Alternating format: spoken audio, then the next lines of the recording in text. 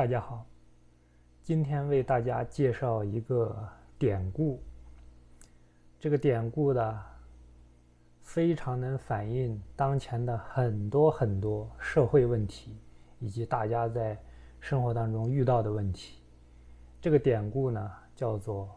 色衰爱弛。色衰就是年老色衰，爱弛就是可爱的爱，松弛的弛。从字面上就可以理解，就是因为年老色衰了，不被喜欢了，然后呢就产生了很多矛盾。这个典故呢，出自于韩非子《税难》这一篇。这一篇把这个典故呢讲得非常清楚，就讲魏国啊，就是保卫的卫，就魏康叔那个魏，魏康叔，保卫的卫，就是原来朝歌，就是周朝灭了商朝以后，把一部分这个殷商的子民呐，集中在一块儿，让他们形成一个自治区。这个国家呢就叫魏国。魏国呢就有一个国君，就非常宠信他手下有个大臣叫米子瑕。瑕是瑕不掩瑜的瑕，是个男的。这个魏国当时有个法律呢，就是私自乘坐君王的马车会被处以月刑。月刑呢，我前面有讲过，就是砍掉双脚，有的时候会砍掉一只脚，有的时候两条都砍掉，这个叫月刑。月字边这样一个利刀，古代著名的五刑之一。有一次呢，这个米子瑕呢，突然间接到他母亲过世的消息，他要赶紧回家去奔丧。这个时候那必须要用马车啊，已经顾不上跟上面上报了，就直接私自坐着这个魏国国君的马车，然后去奔丧。这个事情呢，后来被魏国国君知道了，因为魏国国君很宠信他嘛，就说：“哎呀，你小子真的很孝顺呐，太孝顺了。”他老夸他孝顺，似乎都忘了这个犯了这一条法律，应当受砍掉双脚的刑罚。这是一件事儿。然后当他还在受宠幸的时候呢，有一次呢，在外面游玩，在一个桃林当中摘了一个桃子。这个桃子呢，他吃了一口，觉得很甜，然后又多吃了2口。吃到一半的时候，突然觉得，我应该让这个君王也尝一下，然后就把他吃剩的半个桃子分享给了这个魏国国君。这个魏国国君也是感动得不得了，说：“哎呀，你都没有吃完，你吃着一半居然还惦念着我，我好感动啊。”然后呢，这个转折点来了。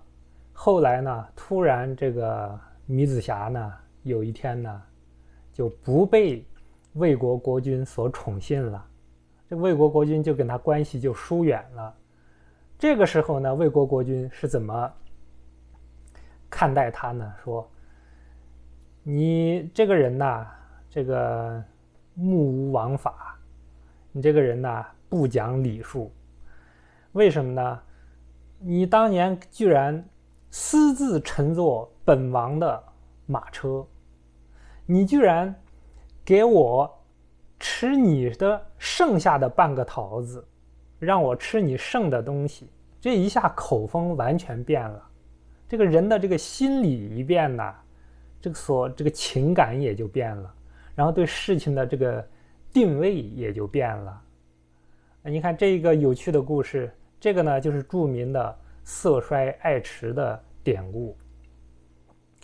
我们看这个典故呢，就能说明很多很多问题。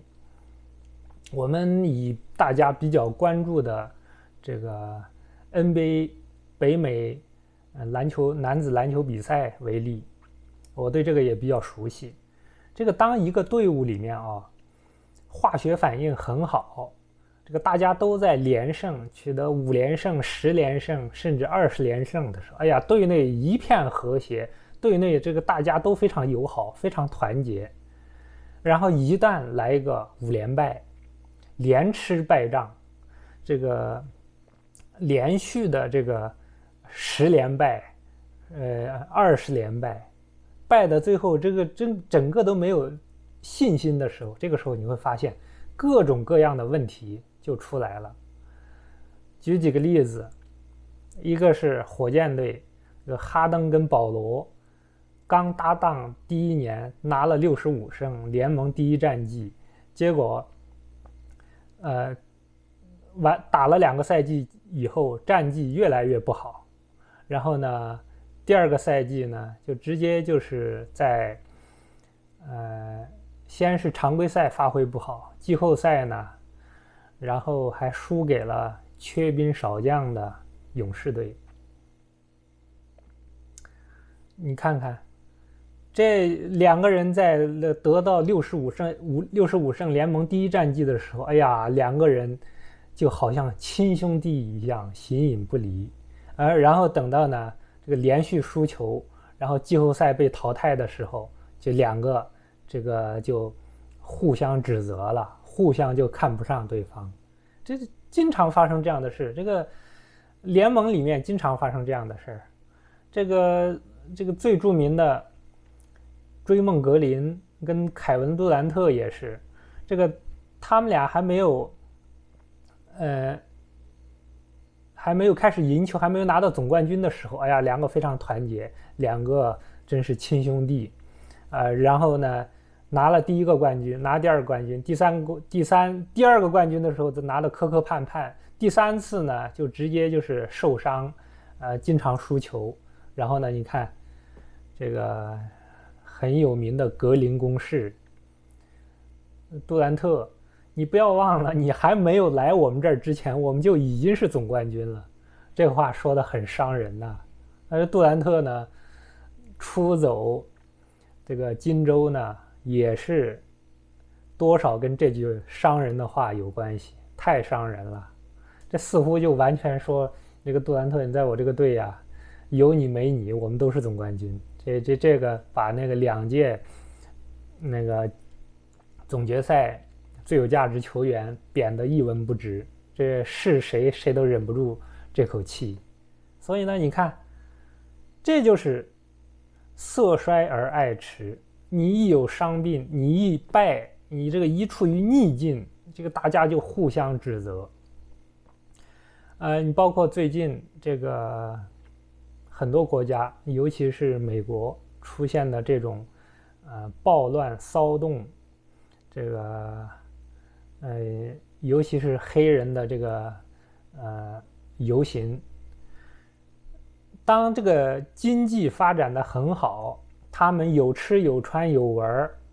有乐，然后呢生活非常平静而富裕富足的时候，他们就不会。但是当出现了连续的失业，连续的经济不景气，连续的遇到这种衣食住行都遇到问题了，那所有的问题全都冒出来了。那又是什么这个乱世佳人老友记这样的经典老片子，指责你这个有种族歧视。这乱世佳人这都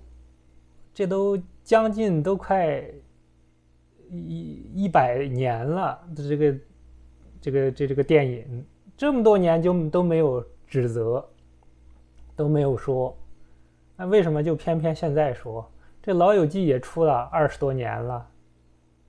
这为什么这么20多年之间不说，然后偏偏现在说？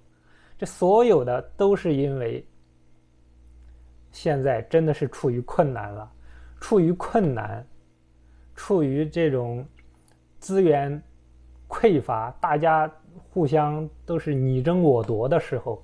处于这种状态的时候，所有的矛盾全都浮现出来了。所以呢，这个典故呢，就能几乎能解决我们所有遇到的这种由爱生恨，或者是那种反目为仇、忘恩负义，这等等，这有很多这个生活当中的一些事情呢，都是这个原理，就是环境变了，思想变了，人心变了，对事物的定位和评价也变了，这都是自然规律。你看我们的韩非子，这在2000多年前都已经把这个事情给挑得非常明了，所以呢，我们今天人要看清楚这一点，对我们的启发就是，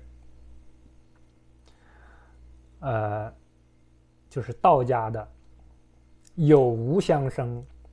当你拥有的时候，你就要提防着这个有一天呢，和你好的这个人有可能会给你结梁子，然后顺的时候呢，